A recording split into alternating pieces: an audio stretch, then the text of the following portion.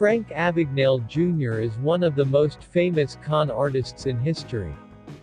Some say he is the best, although pedants would point out that the best confidence tricksters are the ones you've never heard about.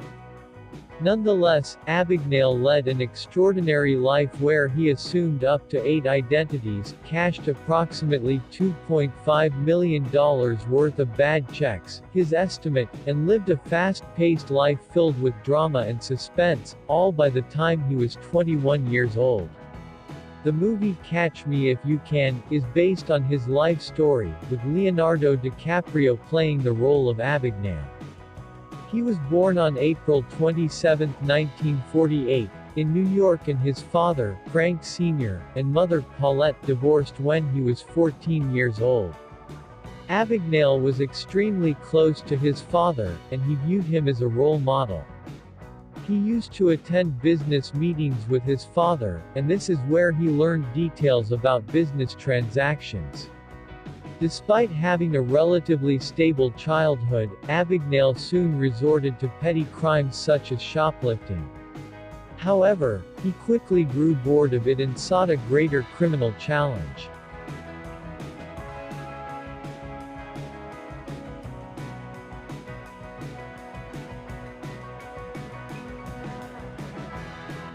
Ironically, Abagnale's father was the first victim of his con artist career.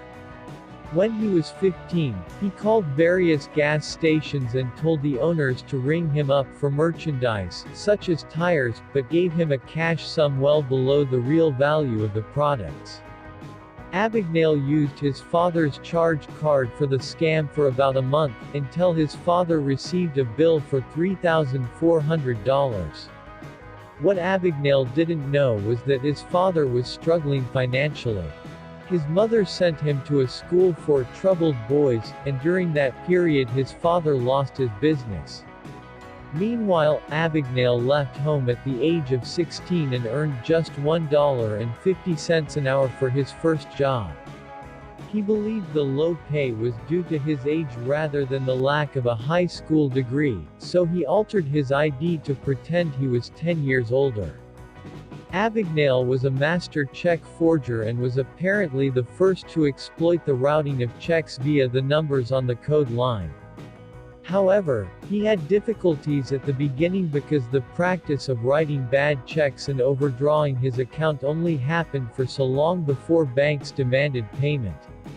As a result, it was necessary to use innovative methods of conning people out of money.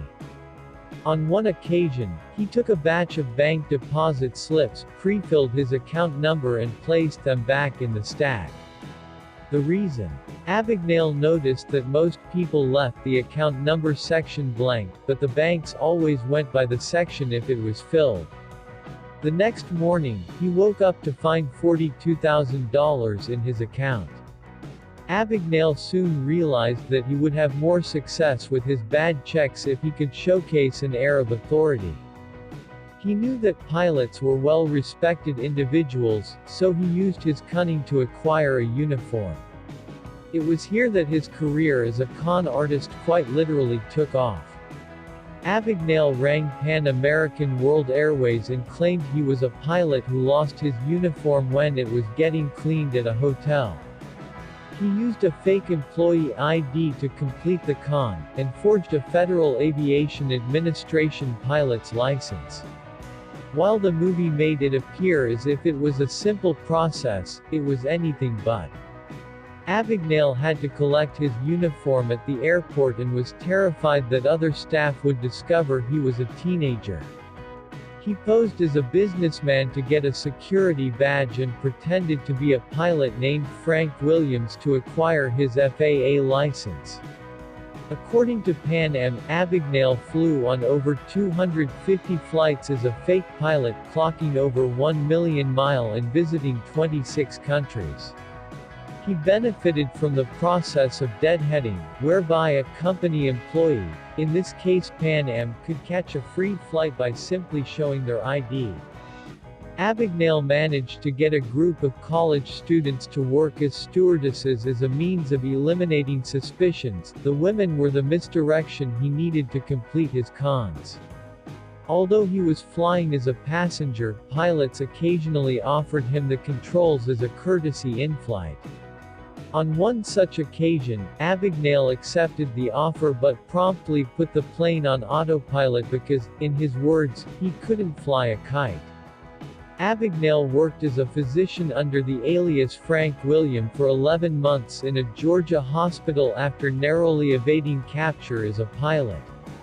He even worked the night shift as a practicing pediatrician, but fortunately, no emergencies occurred during his watch. While the movie suggests he passed the Louisiana bar exam to become a lawyer with just 2 weeks' study, it actually took 3 attempts and 7 months of study.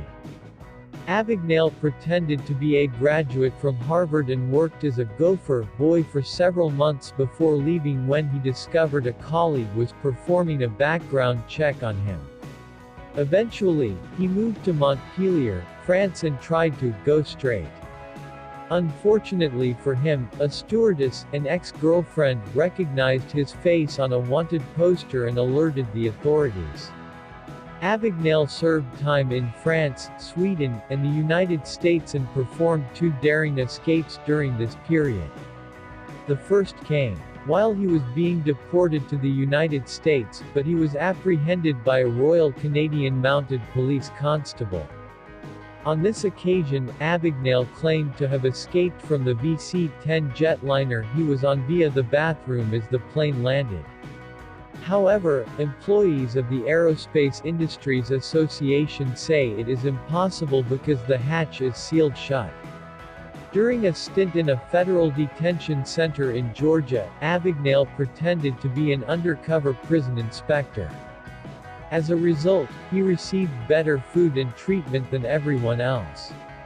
Eventually, he approached the guards, confirmed that he was an undercover agent, and requested a phone call to speak to an FBI agent. His girlfriend at the time posed as the agent on the phone and arranged a meeting. They drove away together in a childishly simple escape which was supposedly covered up by the authorities. He even evaded capture one more time by posing as an FBI agent, but he was eventually arrested and sent to prison. Abagnale was released early when he agreed to a U.S. government request to teach them about ways to prevent other con artists from successfully committing fraud. After being hired and fired from several jobs once his criminal past was revealed, he set up Abagnale and Associates in Oklahoma.